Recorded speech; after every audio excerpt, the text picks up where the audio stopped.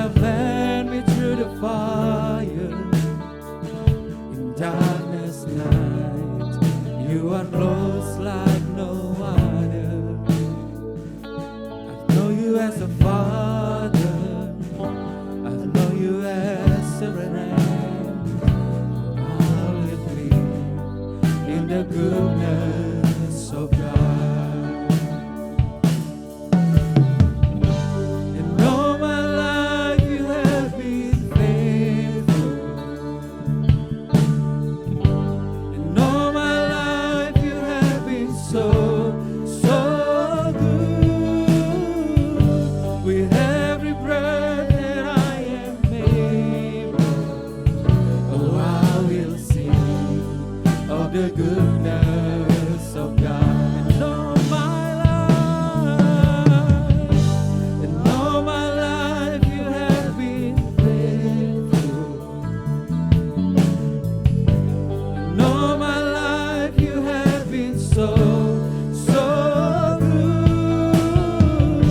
With every breath that I am able, oh, I will sing of the goodness of God. Your goodness is running after me. Your goodness is running after me. When my life lay down, I surrender now. I give you everything. Your goodness is running after me. Your goodness is running after me. Your goodness is running after me. With my life laid down, I surrender now. I give you everything. Your goodness is running after me.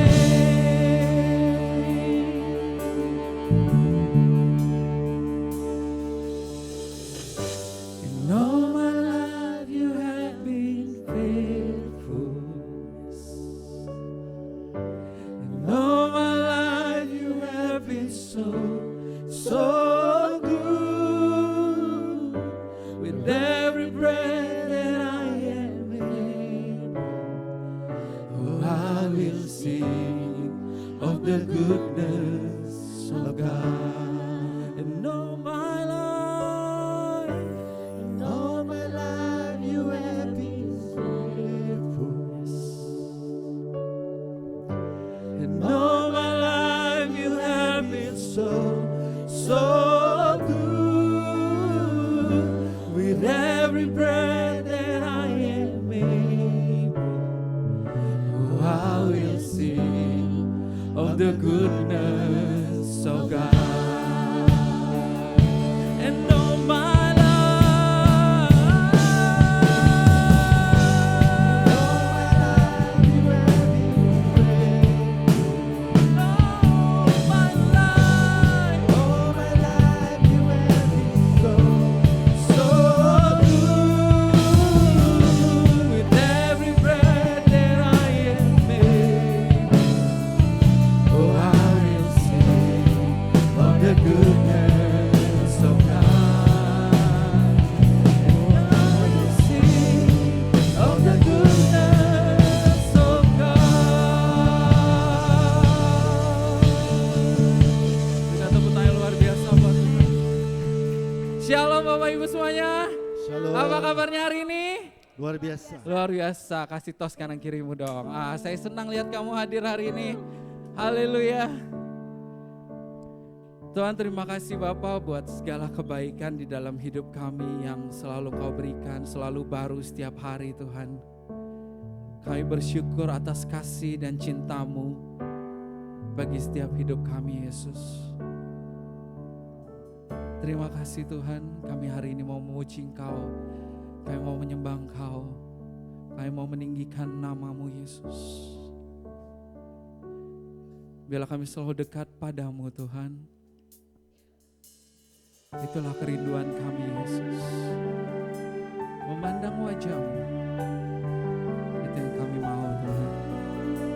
Terima kasih Tuhan, terima kasih Yesus.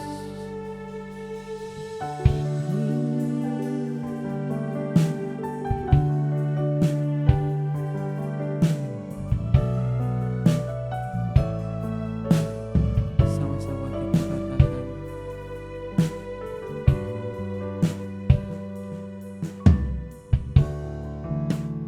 dekat padamu itu rindu. yes Tuhan. Terima kasih. Setiap kataku kau pun menunggu.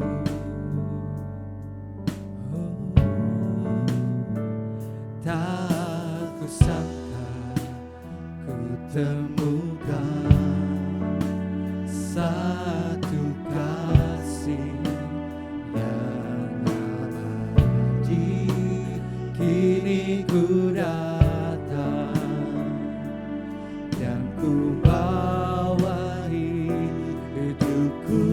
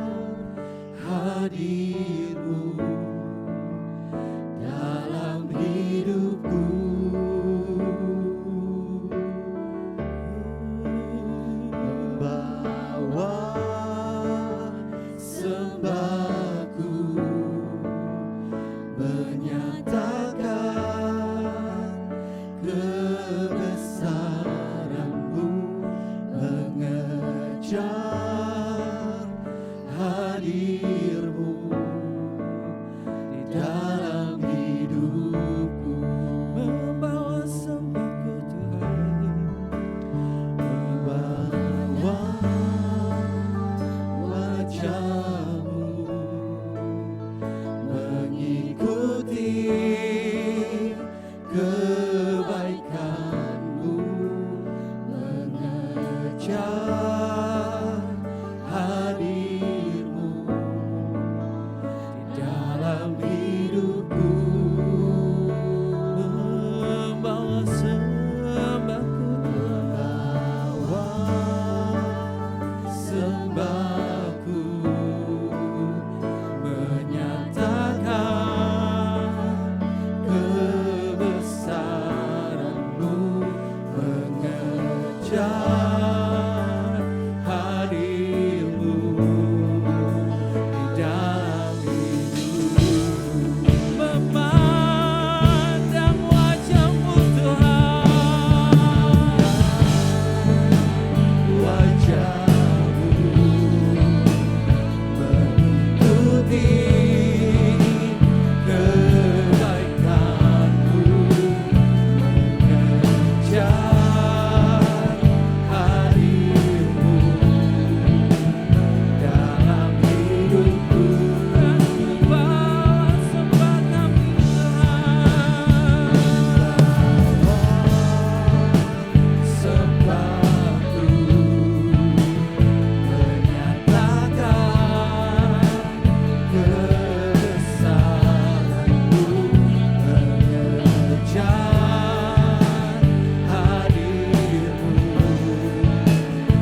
dalam hidupku, mengejar hadir-Mu, mengejar hadir-Mu dalam hidupku,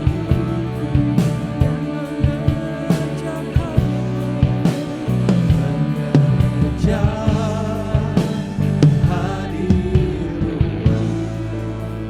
dalam hidupku.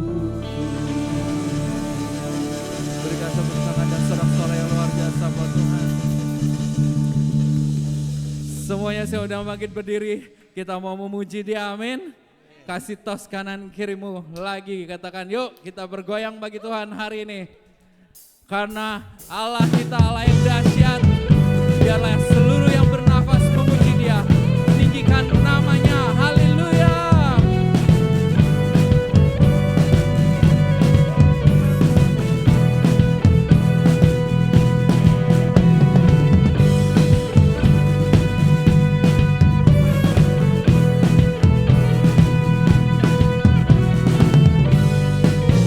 Sama-sama kita katakan.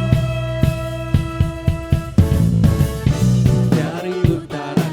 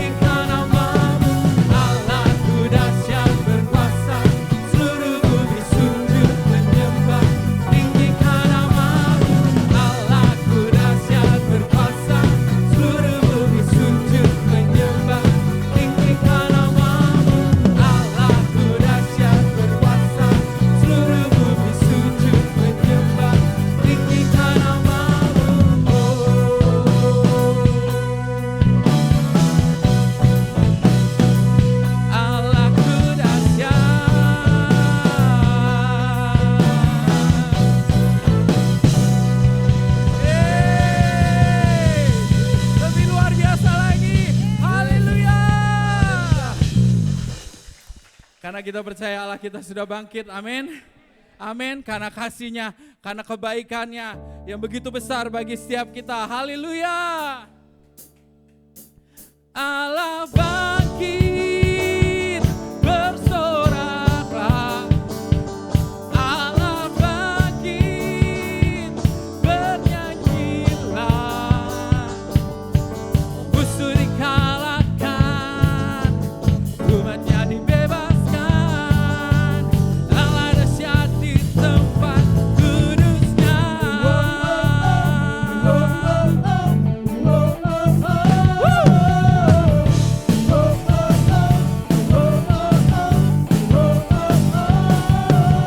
Gerakkanlah kekuatan-Mu, ya Allah.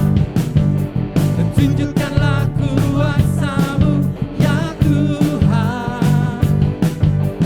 Serahkan musuh-Mu, selamatkanlah umat-Mu.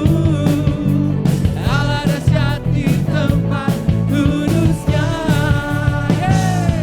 Allah bangkit, bersoraklah. Allah bangkit, bernyanyilah. Musuh dikalahkan, umatnya dibebaskan. Allah dahsyat di tempat kudus-Nya. Haleluya. Gerakkanlah kekuatan-Mu, ya Allah. Tunjukkanlah kuasa-Mu, ya Tuhan. Serahkan musuh-Mu, selamatkanlah umat-Mu. Allah dahsyat di tempat kudus-Nya. Allah bangkit, bersoraklah. Allah bangkit, bernyanyilah. Musuh dikalahkan, umatnya dibebaskan. Allah dahsyat di tempat kudus-Nya. Allah bangkit, bersoraklah. Allah bangkit, bernyanyilah. Musuh dikalahkan, umatnya dibebaskan. Allah dahsyat di tempat kudus-Nya. Allah bangkit. Kita tepuk tangan dan kepala. Bersoraklah. Allah bangkit. Amin. Musuh dikalahkan, umatnya dibebaskan. Allah dahsyat di tempat kudus-Nya. One and two, and one and two. Lebih keras lagi. Allah bangkit, bernyanyilah. Musuh dikalahkan, umatnya dibebaskan. Allah dahsyat di tempat kudus-Nya. Allah dahsyat di tempat kudus-Nya. Allah dahsyat di tempat kudus-Nya.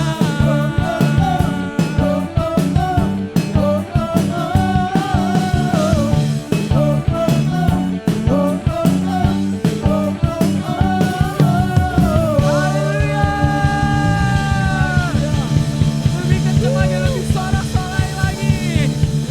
Terima kasih Tuhan, Engkau Allah yang baik bagi setiap kami. Amin. Haleluya. Kita siap memuji Dia lebih lagi, amin. Karena kebaikan Dia bagi setiap kita yang selalu baru setiap hari. Haleluya.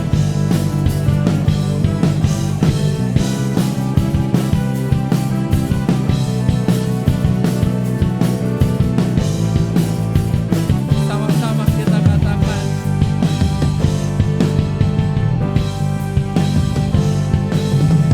Dia mati bagiku, Dia bangkit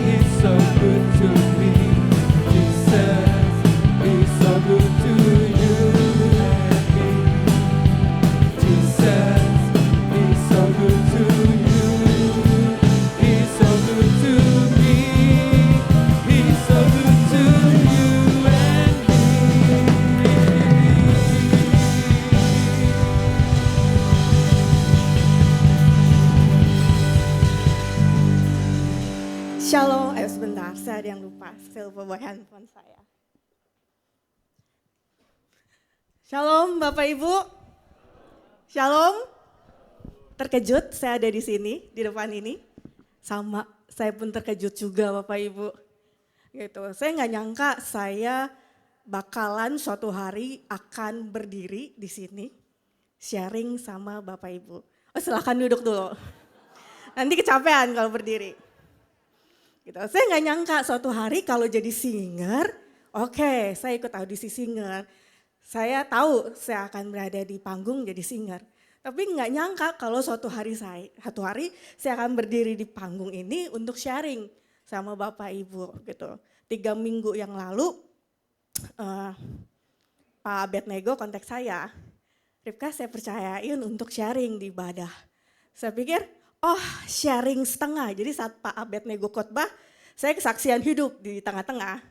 Gitu. Cuman enggak, kamu dari awal. Oke, saya pikir ya itulah dinamika ya. Dinamika hidup percintaan. Kadang kita bisa duduk di bawah, kadang bisa berdiri di atas. Jadi Bapak Ibu siap dengan dinamika percintaan dengan Tuhan? Siap gak? Tuh, Pak Abednego, siap. Jadi semuanya siap berdinamika. Jadi entar suatu saat kalau dipanggil, kalau di teks, di WhatsApp untuk maju, oke ya? Siap ya? Oke. Nah, saat saya di WhatsApp saya bingung juga ya. Kira-kira saya tanya sama Tuhan, Tuhan saya mau sharing apa? Apa yang saya bisa bagikan untuk Bapak Ibu tentang kehidupan saya? Nah, dinamika kehidupan saya, dinamika percintaan saya sama Tuhan itu tentang apa sih? Itu saya mulai mengajukan pertanyaan-pertanyaan ke diri saya sendiri gitu. Mungkin kayak kalau kita bertanya juga sama diri kita sendiri, kalau kita diam sejenak kita hening, apa sih Tuhan itu untuk saya? Saya kenal Tuhan enggak? Gitu. Apa Tuhan bagi saya? Gitu. Jadi kemudian kita tahu ya, kenal nama Tuhan banyak. Kita tahu sifat-sifat Tuhan, Tuhan Jehovah Rafa, Tuhan yang menyembuhkan, Tuhan Jehovah Jireh yang menyediakan, Immanuel, Tuhan beserta kita. Tapi saat saya tanya ini tuh saya muncul jawaban dalam hati saya, apa Tuhan? Cuman ada muncul jawaban bahwa Tuhan adalah pecinta. Gitu, Tuhan adalah pecinta. Saya Kristen dari kecil, dari lahir. Saya hidup diajarkan dengan nilai-nilai kekristenan semuanya. Saya tahu Tuhan mengasihi saya, Tuhan mencintai saya gitu, saya tahu. Tapi setelah ada satu saat saya dengar khotbah. Pas saat itu saya menemukan suatu pernyataan yang sebenarnya agak mengagetkan untuk saya juga. Ternyata saya tahu Tuhan mencintai saya, tapi saya belum sepenuhnya sadar bahwa Tuhan mencintai saya itu apa adanya. Jadi mengetahui dan merasakan itu 2 hal yang berbeda. Saya mau sharing sedikit tentang value yang saya pegang dulu. Kelihatannya sih baik, gitu. Ini value yang saya pegang untuk pasangan hidup. Tapi bisa juga untuk hal-hal lain, pekerjaan dan faktor-faktor kehidupan lainnya. Jadi saya dulu berpikir bahwa kalau saya mau menemukan pria seperti apa, saya harus jadi wanita seperti apa. Ya, bagus gak? Ya kan? Kalau saya mau ketemu pria yang baik, saya harus jadi wanita yang baik. Kalau saya mau ketemu pria yang hebat, saya harus jadi wanita yang hebat. Kalau saya mau ketemu pria yang pintar, saya harus jadi wanita pintar dulu. Nah, itu kelihatannya baik. Dan kadang itu kita balut dalam hal rohani. Pernah dengar istilah hukum sepadan? Ya, kita harus mencari pasangan itu yang sepadan dengan kita. Nah, tapi saya nggak sadar itu bahwa value yang saya pegang itu mempengaruhi hubungan saya sama Tuhan juga. Gitu. Dan karena mungkin kita pernah dikasih tahu, diinfokan, sering dikasih tahu di sini bahwa hubungan kita sama Tuhan itu kayak hubungan percintaan, hubungan dengan kekasih. Nah, saat saya disadarkan bahwa ternyata hubungan saya sama Tuhan itu seperti itu. Cinta itu harus diperjuangkan. Cinta itu harus diusahakan. Kita harus earn supaya kita dapat cinta itu. Dan saya yakin bahwa bukan saya aja yang punya pola pemahaman seperti itu. Banyak anak-anak Tuhan tuh punya pemahaman yang sama. Seolah-olah kita harus jadi versi yang terbaik dari diri kita untuk supaya kita dicintai dengan layak. Ya kan? Kayak contoh orang-orang yang single. Mereka berusaha sebelum menemukan pasangan jadi orang yang terbaik. Jadi orang yang pintar, sukses di pekerjaan, dari karakter, pribadi, semuanya mau jadi yang terbaik. Kenapa? Apa harapan tujuannya? Supaya dia menemukan pria yang sepadan. Orang tua juga. Orang tua berusaha memberikan yang terbaik ke anak-anaknya. Kadang-kadang kalau orang tua sibuk untuk menutupi rasa bersalah mereka, mereka kasih lewat pemberian. Kasihnya itu dalam bentuk pemberian. Apa yang diminta anaknya, dikasih. Begitu juga anak-anak. Untuk dapat cinta dari orang tua, mereka berjuang supaya orang tuanya apa? Bangga dengan anak-anak. Itu kan yang dikejar sama anak-anak. Gitu. Atau mungkin versi yang ekstrimnya malah justru dia akan jadi bandel supaya apa? Supaya dia dapat penerimaan, supaya dia dapat kasih sayang dari perhatian dari orang tuanya. Contoh-contoh yang di atas itu kalau kita tarik benang merahnya, garis merahnya ada satu. Kenapa itu bisa terjadi? Karena kita nggak merasa benar-benar dicintai. Kalau kita dicintai, kita nggak perlu lagi untuk mengejar. Karena kita tahu kita dicintai apa adanya. Dan firman Tuhan mengatakan dengan lembut, tapi tegas.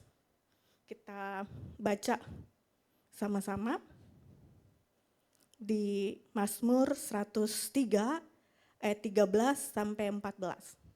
Bisa dibuka di depan. Mazmur 103 ayat 13 sampai 14.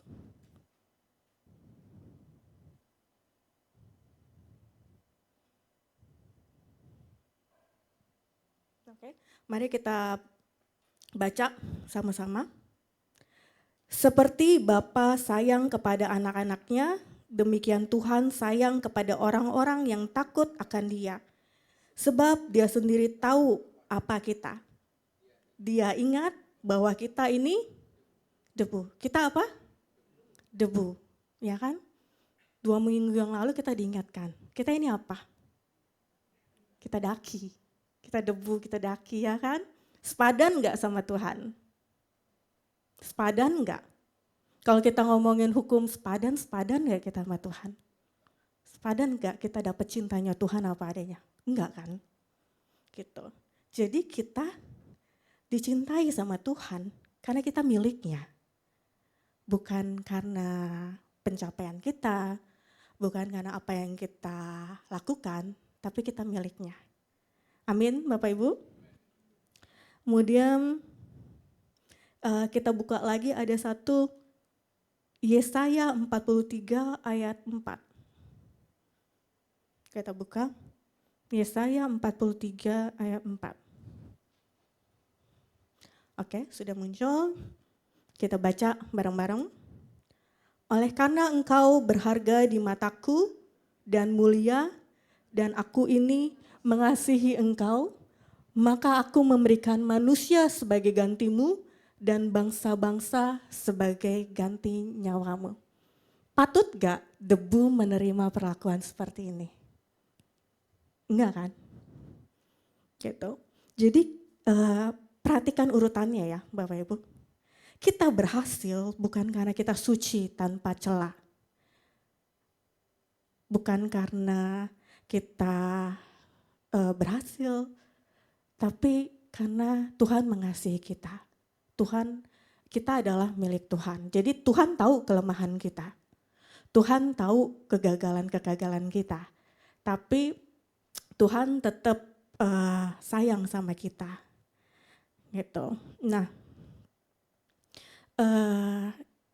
kemarin-kemarin ini saya lama bekerja di perusahaan teknologi, perusahaan teknologi China. Dan baru ini saya juga pindah ke perusahaan gaming China juga.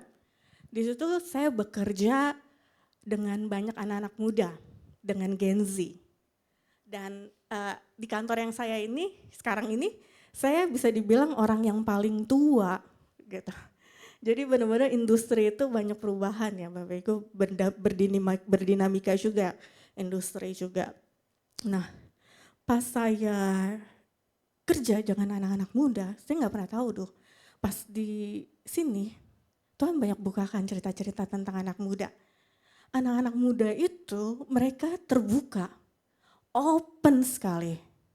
Tapi sama teman-temannya, sama lingkungannya, nggak sama orang tuanya.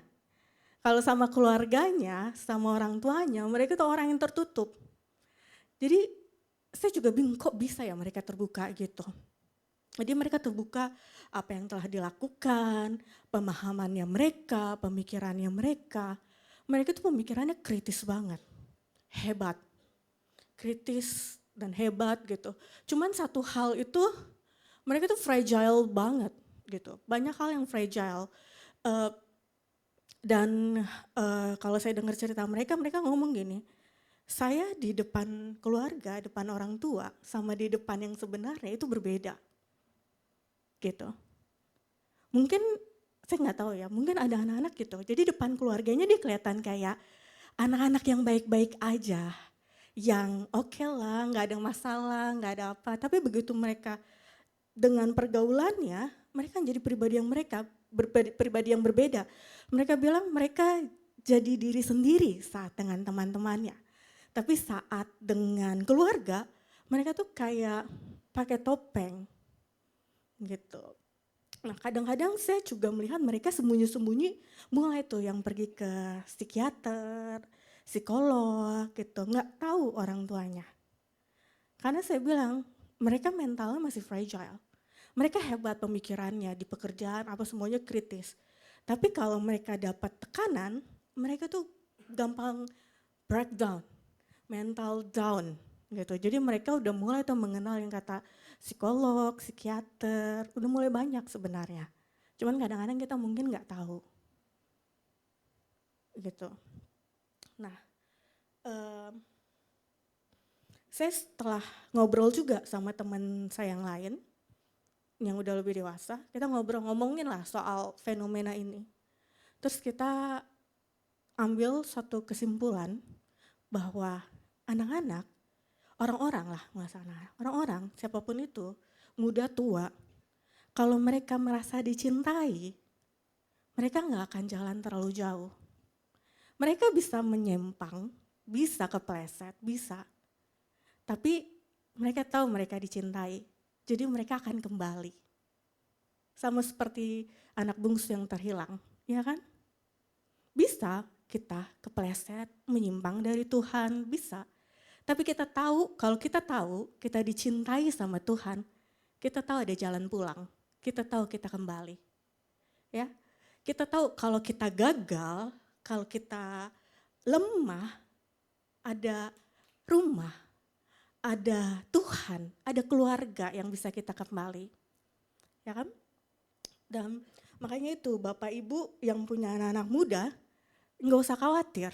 Makanya buatlah anak-anak Anda itu merasa dicintai. Buat mereka dicintai, tahu tanpa judgement ya. Jadi saat mereka berbuat salah pun mereka akan tahu siapa yang harus mereka cari pertama kali. Siapa? Keluarganya, Tuhan. Itu yang harus mereka cari pertama kali. Tapi kalau kita udah judge dulu, misalnya kita melakukan kesalahan, kita judge mereka. Mereka nggak akan merasa dicintai, mereka akan merasa bahwa saya dicintai kalau saya baik-baik aja. Kalau saya nggak melakukan kesalahan, itu cinta dengan syarat. gitu. Jadi mereka tahu mungkin orang tua cinta sama mereka. Kita tahu mungkin Tuhan sayang sama kita.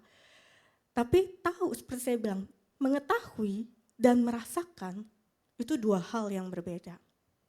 Jadi biarkan orang-orang di sekitar kita, anak-anak kita, orang tua kita merasa dicintai. Mungkin anak-anak muda mereka akan ada waktunya, mereka akan explore dunia sendiri. Mereka akan explore karena mungkin penasaran, curiosity, ada saat-saatnya gitu.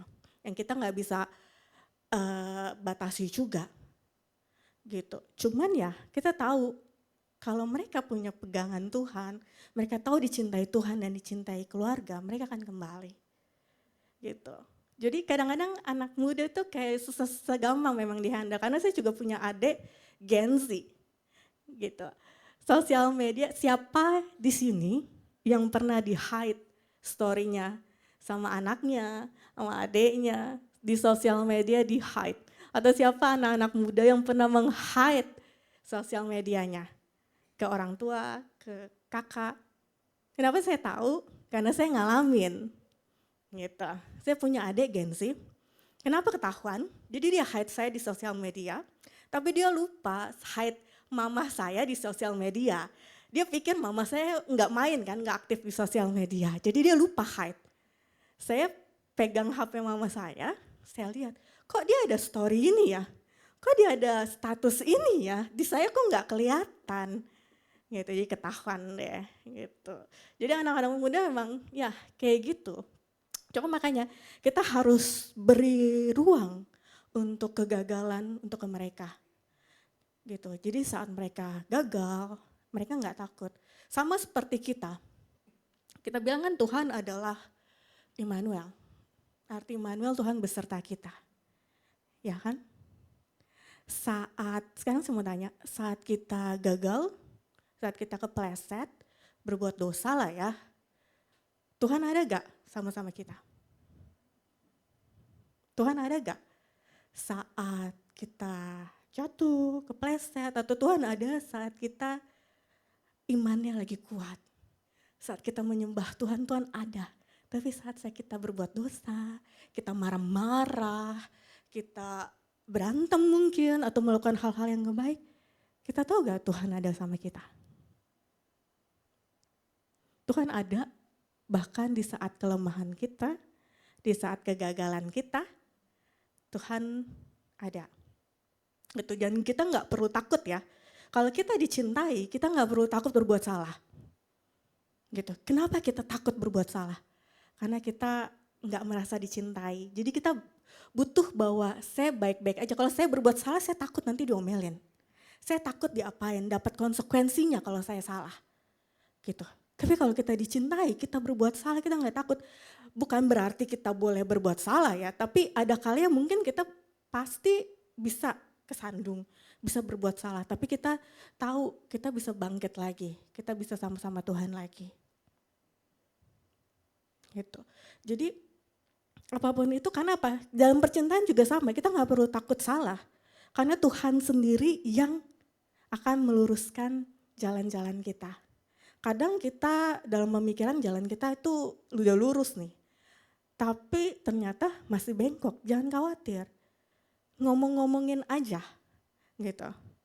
Ngomong-ngomongin aja kayak dalam persekutuan.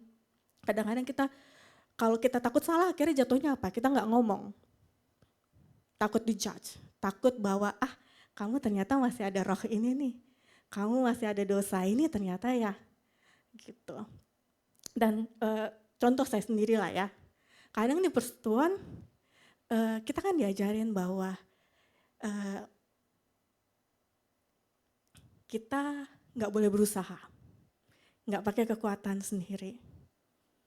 Kita semuanya dari Tuhan, oleh Tuhan, untuk Tuhan. Cuman kadang-kadang nih kalau lagi berdoa, nggak tahu saya sendiri atau Bapak Ibu juga, kadang-kadang kita suka, karena kebiasaan ya, kadang-kadang Tuhan berikan kita kekuatan, Tuhan berikan saya kekuatan, kadang-kadang kita takut salah gitu, ini benar gak sih sesuai dengan nilai-nilai persekutuan? Takut salah kan? Gitu. Cuman nggak apa-apa, kita omong-omongin aja apa yang dalam hati. Kalau misalkan kita dalam hati kita lagi berdoa Tuhan berikan kekuatan, atau sesuatu yang dulu kita minta berkat, kalau itu ada di hati kita ya ngomongin aja, nggak perlu takut. Karena nanti Tuhan sendiri yang akan meluruskan jalannya. Coba kita baca.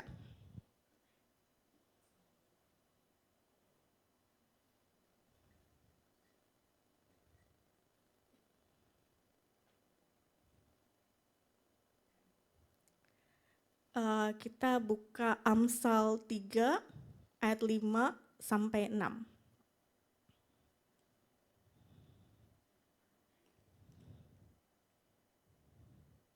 Amsal 3 ayat 5 sampai 6. Udah muncul? Oke, kita baca bareng-bareng ya.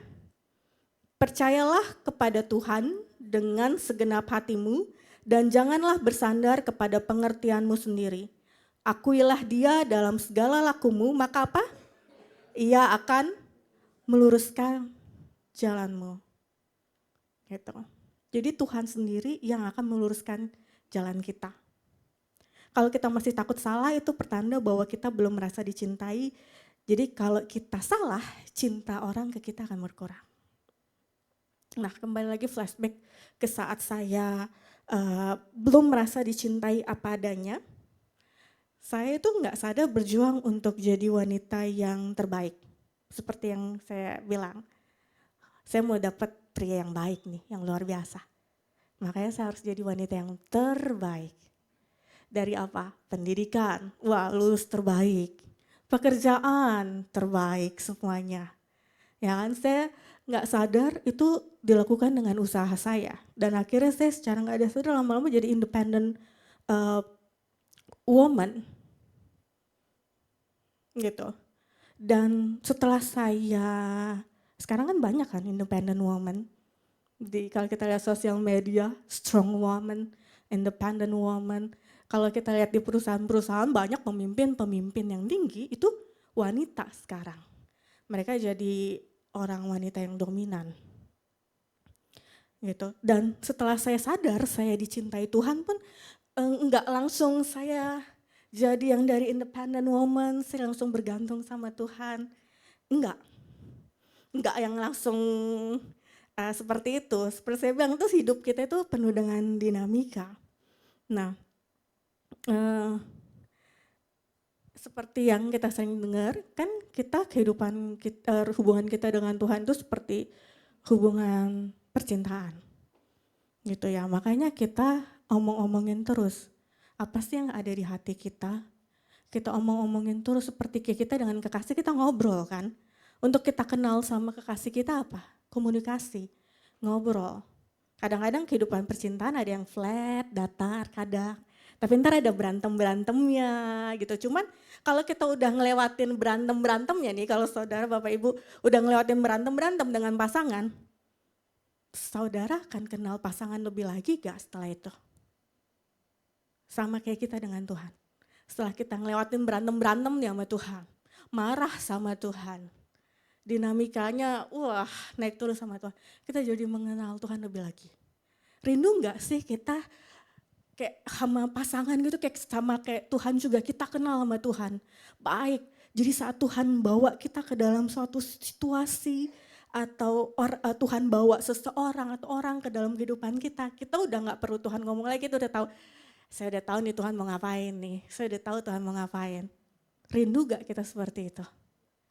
Sama kayak pasangan ya, pasangan kalau udah lama, saya belum punya pasangan, jadi cuman saya dengar kalau udah pasangan udah lama, mereka tuh jadi komunikasi udah makin kenal. Jadi kayak lirikan mata itu udah tahu artinya apa, batuk itu udah tahu artinya apa. Nanti lama-lama kalau kita hidupnya berdinamika terus sama Tuhan, kita tahu Tuhan batuk itu artinya apa. Lirikan matanya Tuhan itu artinya apa. Gitu. Nah, sama seperti saya demen ngobrol gitu. Kita bisa ngobrol, kita bisa ngungkapin tuh banyak hal ya saudara. Kita bisa di persekutuan, makanya kalau ikut persekutuan juga jangan diam, kita ngomong.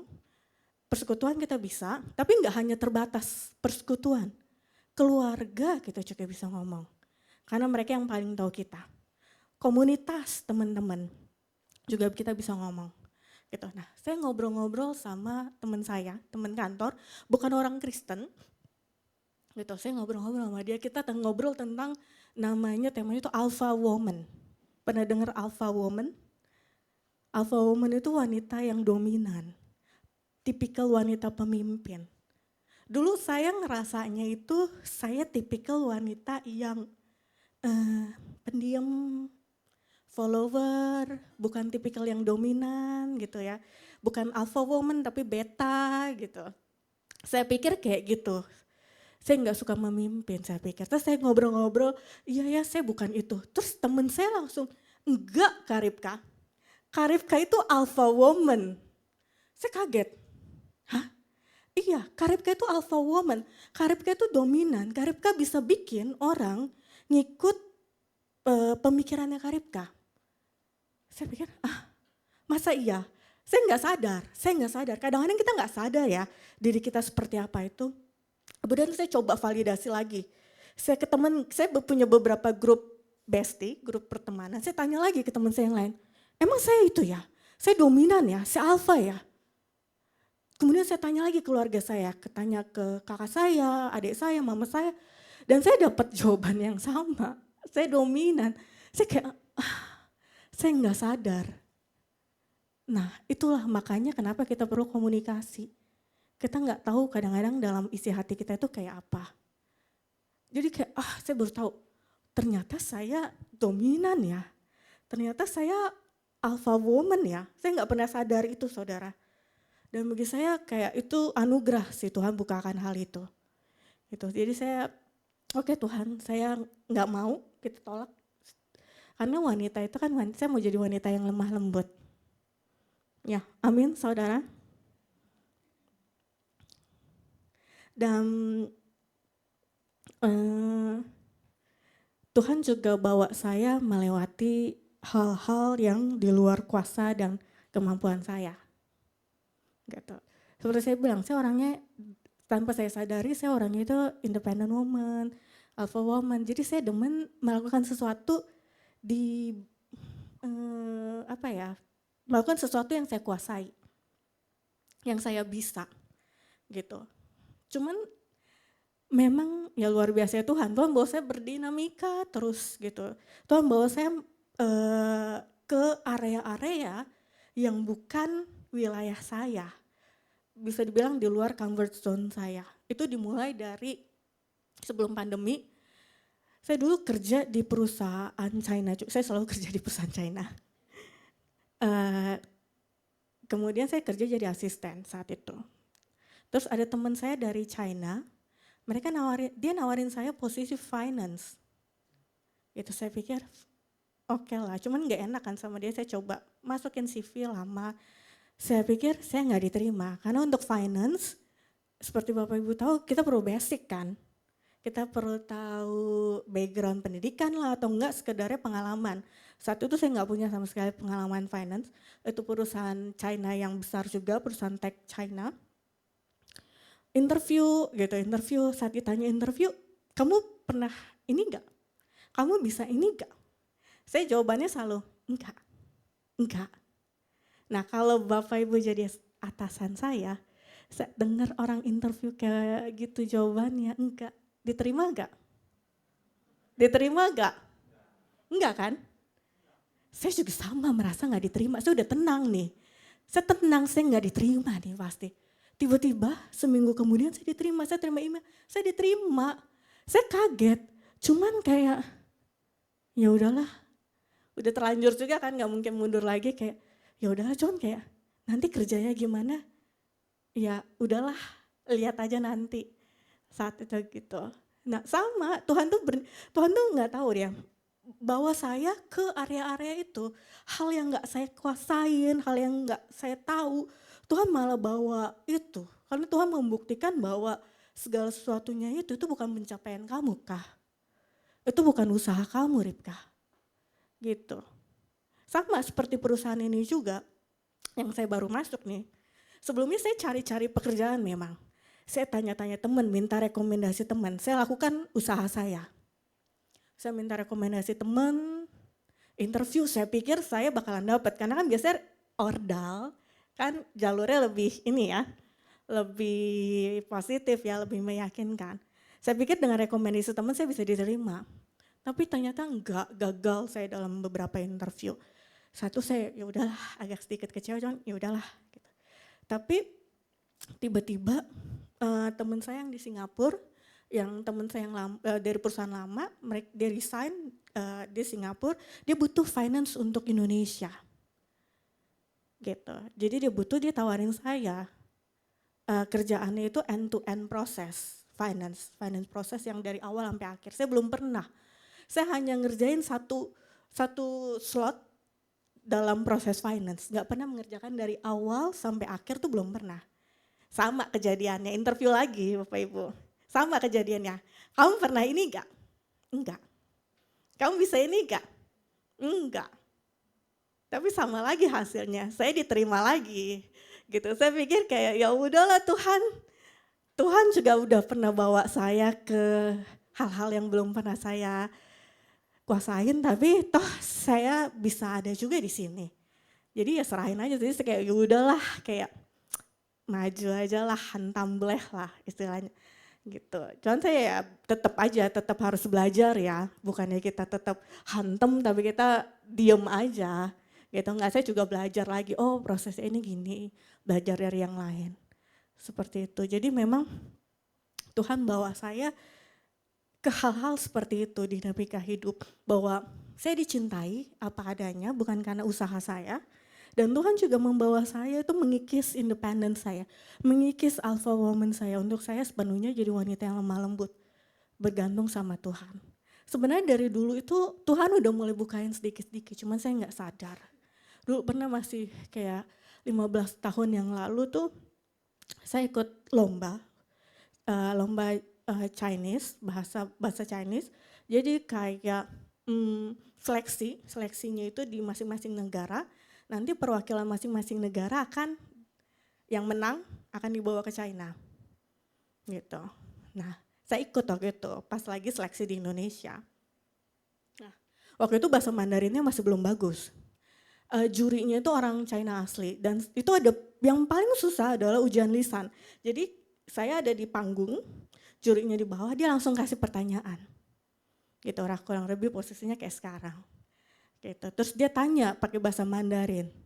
Jujur tuh saya nggak tahu dia nanya apa, nggak ngerti dia ngomong apa, karena waktu itu masih belum bagus ya. Jadi saya nggak tahu itu dia sebenarnya nanya apa ya.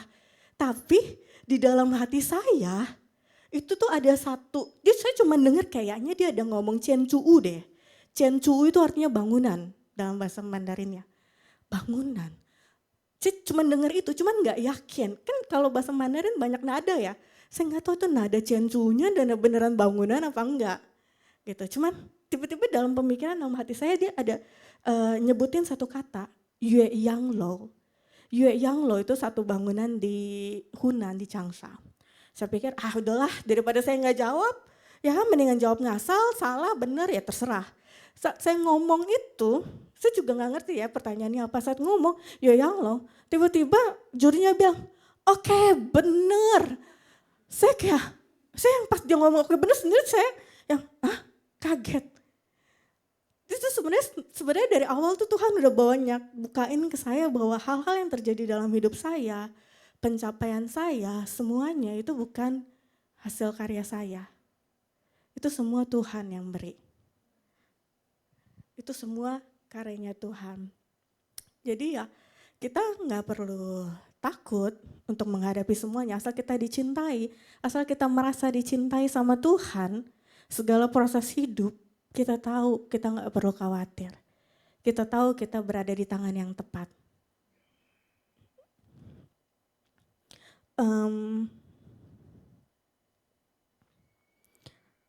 Mari kita buka, ada satu ayat di Roma 5 ayat 8.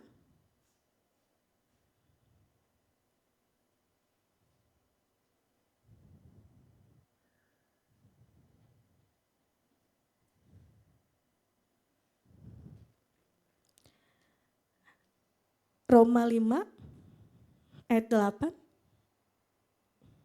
Roma 5 Roma 5 ayat 8.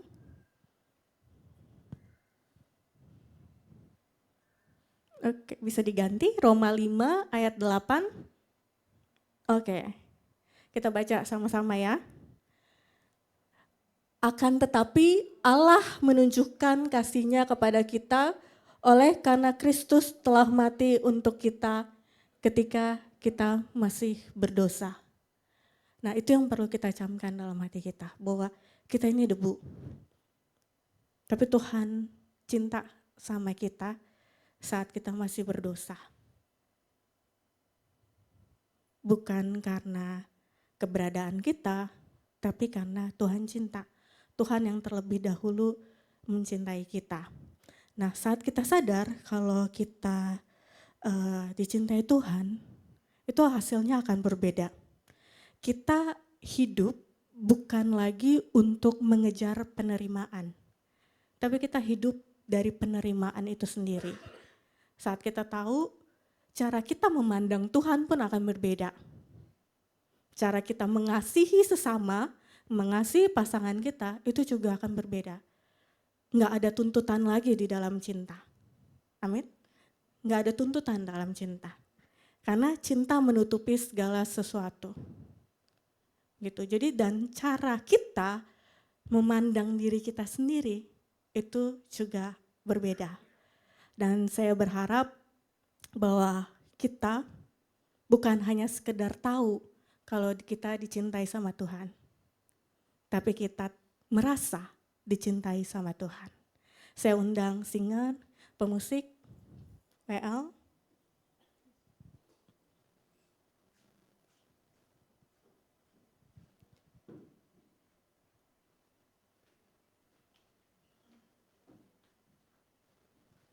Ya, kita bangkit berdiri, saudara.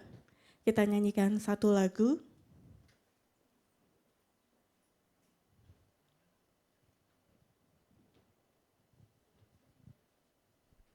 Ya, saya berdoa bahwa kita semua benar-benar merasakan kasih Tuhan, bukan hanya tahu kita dicintai, tapi merasa bahwa cinta tanpa syarat itu ada di kita. Jadi saat kita mencintai orang lain pun, kita mencintai mereka tanpa syarat. Amin. Mari kita nyanyikan bahwa kasih Tuhan mempesona kita.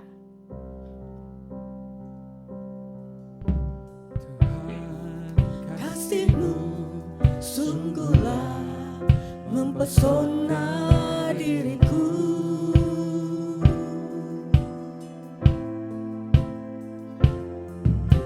Tuhan, kuasa-Mu sungguhlah menggetarkan hatiku.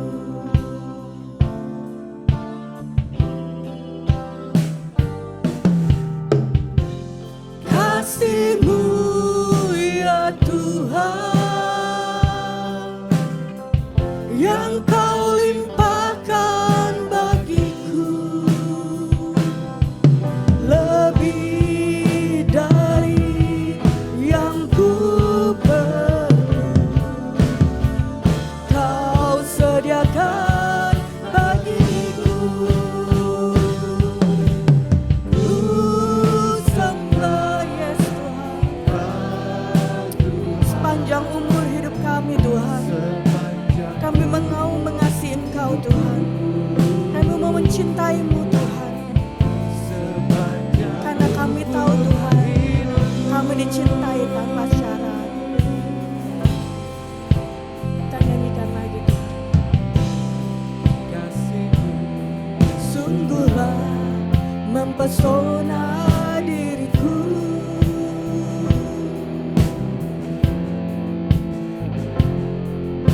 Tuhan, kuasa-Mu sungguhlah menggetarkan hatiku.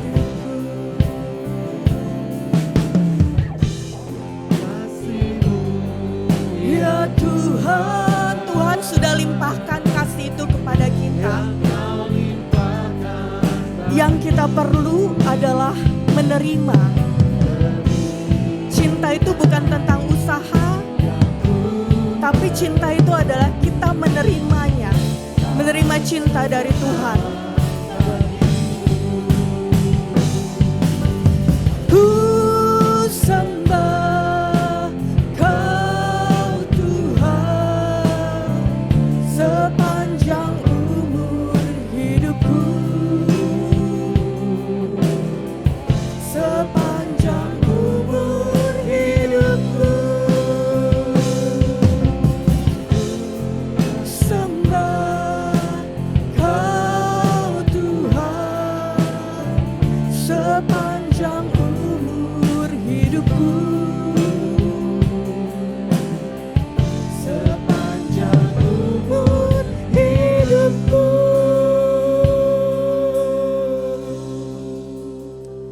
Terima kasih Tuhan. Terima kasih karena kami dicintai apa adanya Tuhan. Terima kasih karena kami tahu bahwa, dan kami merasa, kami bukan hanya tahu bahwa cinta itu bukan sesuatu yang perlu kami usahakan. Tetapi cinta itu adalah sesuatu yang hanya perlu kami terima Tuhan. Semudah itu Tuhan. Engkau hanya mau kami menerima cinta-Mu, dan Engkau sendiri yang akan menghidupkan cinta itu dalam hati kami Bapa. Kami gak perlu lagi takut akan kesalahan, karena Engkau sendiri yang akan meluruskan setiap jalan hidup kami Bapa. Saat kami berjalan dalam cinta Tuhan, kami tahu Tuhan dinamika itu akan dinamika yang membawa kami untuk mengalami pengenalan lebih lagi tentang Engkau Bapa. Engkaulah kekasih hati kami Tuhan, dan kami merasa dan bukan hanya tahu itu Tuhan. Terima kasih Bapa, sebentar lagi kami akan pulang Bapa.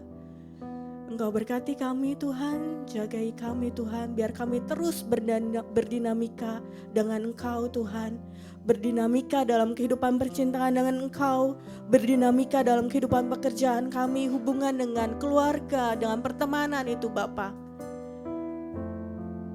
Kami tahu Tuhan, saat kami gagal pun, saat kami berbuat salah pun, kami tahu kemana kami akan kembali Tuhan. Terima kasih Bapa. Dalam nama Yesus kami berdoa dan mengucap syukur. Amin. Ya, selamat pulang Bapak Ibu, selamat menikmati dinamika dengan Tuhan. Amin.